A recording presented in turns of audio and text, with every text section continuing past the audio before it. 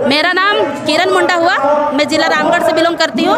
मैंने अपना वकालत हजारीबाग विनोबा भावे विश्वविद्यालय लॉ कॉलेज हजारीबाग से किया। आप तो एडवोकेट भी है, क्या लगता है इस धर्मनिरपेक्ष देश में धर्म कोड मिल जाएंगे?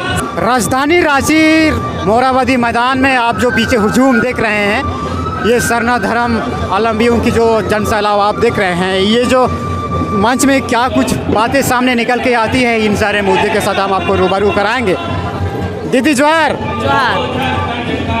कहाँ से आए हैं आप? मैं जिला रामगढ़ से आई हूँ। मेरा नाम हुआ किरण मुंडा। मैं अभी एक एडवोकेट के नाम से जानी जाती हूँ। मैंने फ़िलहाल में ही अभी वकालत ज्वाइन किया है। और आज जो यह सरना धर्म कोड के लिए जो महारैली रखा गया था, सुरक्षा पूर्वक यह सफल रहा।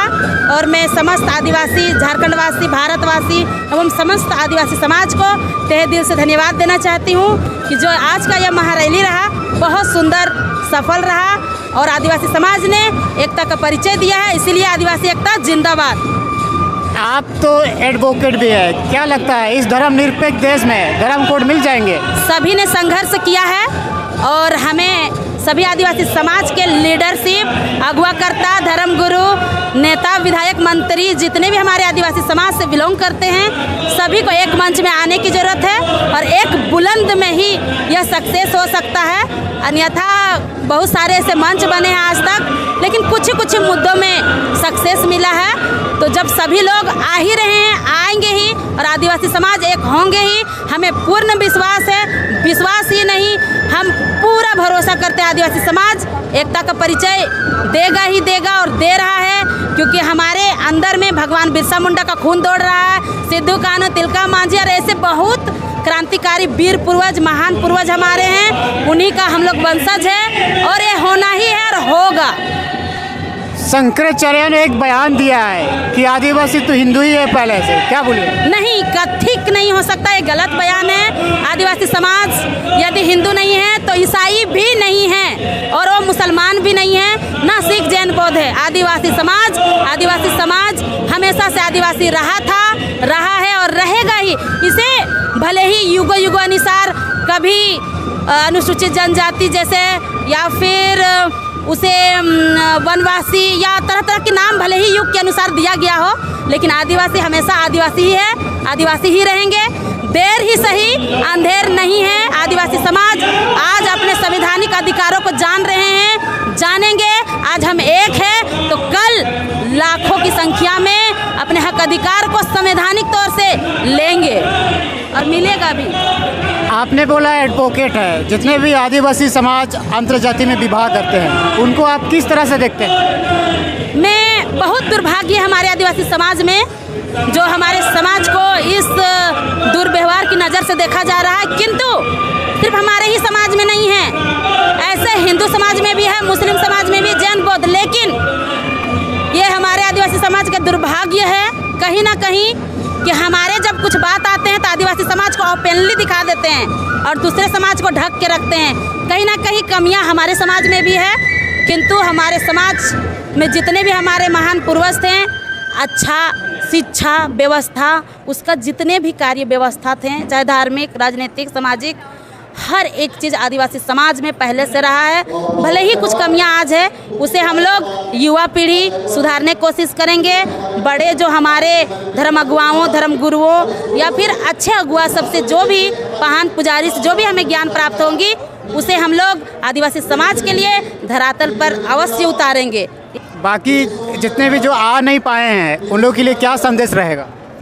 जो नहीं आ पाए वो हमारे समाज के हम लोग सभी एक ही आदिवासी समाज के हम लोग वंशज हैं। हम लोग सभी एक ही है। कहते ही नहीं, हकीकत है कि पांचों उंगली कभी बराबर नहीं होता, लेकिन जब वो एक मुट्ठी बन जाती है तो बराबर हो जाती है। कहीं ना कहीं गिला है, सिकवा है, लेकिन चंद दिनों का मेहमान है। कहीं ना कहीं आदिवासी समाज एक होगा, होके ही रहेगा। हम तब भी बोल रहे थे हमें विश्वास है और अब भी बोल रहे हैं और भविष्य में भी विश्वास रहेगा। देर है, अंधेर नहीं है आदिवासी समाज के लिए, क्योंकि कहीं ना कहीं इसे शिक्षा, धर्म नीति, राजनीति, शिक्षा नीति सबसे दूर रखा गया है। इसीलिए और दुख जाहिर मैं ये करती हूँ कि जो हमारे पूर्वज का नाम अदर जाति के लोग नहीं जान रहे हैं, वो कारण पहला है कि संवैधानिक तौर से जब स्वतंत्रता दिवस और गणतंत्रता दिवस पूरे भारत में होती है 15 अगस्त और 26 जनवरी, उस समय हमारे पूर्वजों का नाम हाईलाइट नहीं किया जाता। इसीलिए सभी लोग हमारे पूर्वज का नाम नहीं जान पाते हैं, सिर्फ सिमट गया हमारे पूर्वज का नाम। क्यों? हमारे आदिवासी समाज तो कईयों पीढ़ियों से लड़ते आ रहे हैं, 1700 ईस्वी से भारत देश के आज़ाद तक। लेकिन भारत देश के आज़ाद के बाद भी हमारा आदिवासी समाज गुलाम रहा है, कभी मानसिक, कभी राजनीतिक, कभी जाति विवाद, कभी धर्म विवाद, तरह तरह के मुद्दे हैं। लेकिन इससे आदिवासी समाज जरूर उभरेगा, हम विश्वास करते हैं। इसीलिए एक नारा मैं अवश्य देना चाहती हूँ कि आदिवासी नेता, विधायक, मंत्री होश में आवे और आदिवासी समाज का अधिकार जो संवैधानिक है, जो सबके लिए संविधान बराबर का हक देता है, आदिवासी समाज को भी दे। जिस तरह हिंदू, मुस्लिम, सिख, ईसाई, जैन, बौद्ध को कोड मिला, आदिवासी को भी मिलना चाहिए था। सिर्फ गरीब के बोलते हैं, गरीब के स्थान पर बांट दिए कि इसके पास गरीब है इसलिए इसको आरक्षण दिया जाए। नहीं, आरक्षण भी उसका प्रथम अधिकार है आदिवासी समाज का, क्योंकि इसका 1 एकड़ नहीं, 20 एकड़ नहीं, 100 एकड़ जमीन है। वो गरीब कैसे हुआ भाई? कहीं ना कहीं कलम की ताकतों ने आदिवासी समाज के हक अधिकारों को धुतकारा है, मिटाया है, लेकिन मिट नहीं सकता है, क्योंकि ये हमारे पूर्वजों का दिया हुआ बलिदानी भूमि है, जो हमेशा हमारे ही रहेंगे, हैं, थे भी और हमेशा रहेंगे। चाहे जो भी समय लग जाए, आदिवासी समाज को उसका अधिकार पूरे जात समुदाय को ऊपर उठ के देना चाहिए था। आज सोचने की जरूरत है, चाहे हिंदू समाज के लोग हो, चाहे ईसाई समाज, चाहे जैन, चाहे बौद्ध, चाहे सिख, चाहे जितने भी समाज के लोग, आदिवासी समाज को संवैधानिक अधिकार उन्हें जब मिलना था तो सभी लोग को उठ के सहायता करने की जरूरत थी। क्यों भाई? आदिवासी समाज सिर्फ नाम का, फिर अपने बराबर में खड़ा कीजिए, कोड दीजिए, खुशी से देना था, ताकि उसका समाज जो धर्म परिवर्तन कर रहा है वो ना करता, वो रुक जाता। कहीं ना कहीं तो पीछे रखा है आदिवासी समाज को। सभी हिंदू, मुस्लिम, सिख, ईसाई, जैन, बौद्ध भाई भाई, तो आदिवासी क्या था? सभी लोग भाई भाई लिखित तौर से, तो आदिवासी क्या है? तो कहीं ना कहीं छल बल और कहते हैं साम दाम दंड भेद, सभी ने लगा लिया साम दाम दंड भेद। और उसी संवैधानिक अधिकारों के तौर से संविधान में जिस तरह से सभी को समान रूप मिला है, आदिवासी समाज को भी संविधान दे, अन्यथा किस संविधान को हम लोग सच माने और किसको ना माने।